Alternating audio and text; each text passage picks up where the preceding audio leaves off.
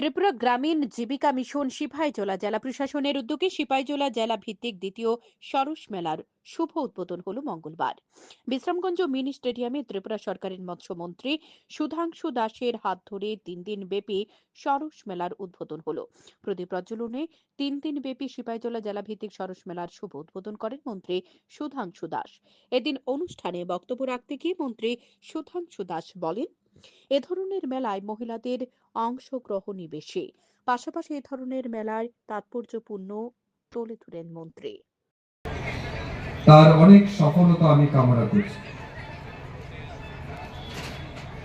আপনারা আমার আগের বক্তাদের কাছ থেকে জানতে পেরেছেন এই মেলার উদ্দেশ্য কি এবং কেন এই মেলা আয়োজন করা হয়েছে। আপনাদেরকে জানতে হবে সরস মেলার অর্থ কি। সরস শব্দের অর্থ হচ্ছে sale of articles of rural artisan society, অর্থাৎ আমাদের গ্রামীণ এলাকায় যারা হস্ত কারুশিল্পে বিভিন্ন প্রোডাক্ট তৈরি করে এই জিনিসপত্রগুলি বা প্রোডাক্টগুলিকে একটা বাজার তৈরি করে দেওয়ার জন্য এবং তাদের স্কিলকে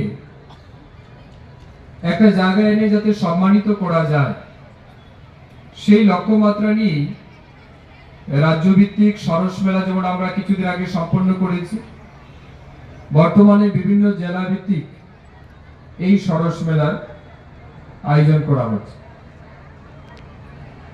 এই সরস মেলায় আমরা লক্ষ্য করতে পারছি বিশেষ করে দিদিদের ইনভলভমেন্ট অনেক বেশি।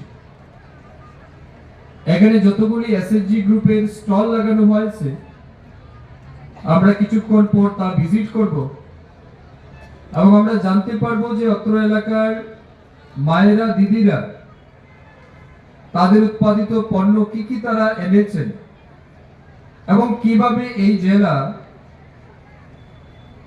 আত্মনির্ভর হওয়ার ক্ষেত্রে এগিয়ে যাচ্ছে। সরস মেলার উদ্বোধনী অনুষ্ঠানে মন্ত্রী সুধাংশু দাস ছাড়া উপস্থিত ছিলেন সিপাহীজলা জেলা সভাধিপতি সুপ্রিয়া দাস দত্ত, বিধায়ক তুফাজ্জল হোসেন, বিধায়িকা অন্তরা সরকার দেব, বিধায়ক কিশোর বর্মন, বিধায়ক সুশান্ত দেব, সিপাহীজলা জেলার অতিরিক্ত জেলা শাসক রিঙ্কু রাঠোর সহ আরো গুণীজনেরা। এদিনের এই অনুষ্ঠানে বক্তব্য রাখতে গিয়ে বিধায়ক সুশান্ত দেব বলেন, টিআরএলএম এর মাধ্যমে বিভিন্ন সেলফ হেল্প গ্রুপের মাধ্যমে আমাদের এই রাজ্যের মায়েদেরকে আরো বেশি করে আত্মনির্ভর করার লক্ষ্যে আমাদের সরকার বিভিন্ন প্রচেষ্টা করছে।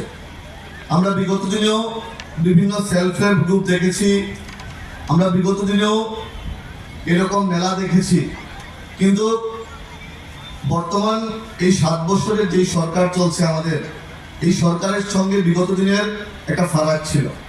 আমরা পজিটিভলি চাইছি মায়েরা যেন আত্মনির্ভর হয়, মায়েরা যেন স্বনির্ভর হয়।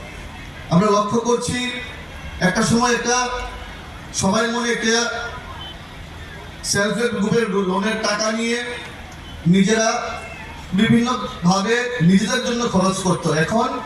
এখন সেলফ হেল্প গ্রুপের টাকা নিয়ে আমার মায়েরা বোনেরা নিজে আত্মনির্ভর হওয়ার জন্য বিভিন্ন প্রজেক্ট হাতে নিচ্ছে।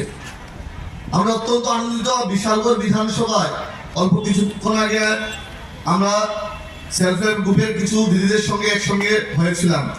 সামনে দোল হোলি আসছে, ওনারা নিজেরা মানে অর্গানিক ভাবে ফুলের পাতা দিয়ে, পালং শাকের পাতা দিয়ে, তারপর বিটরুট দিয়ে অর্গানিক ভাবে আবির তৈরি করছে, গুলাল তৈরি করছে।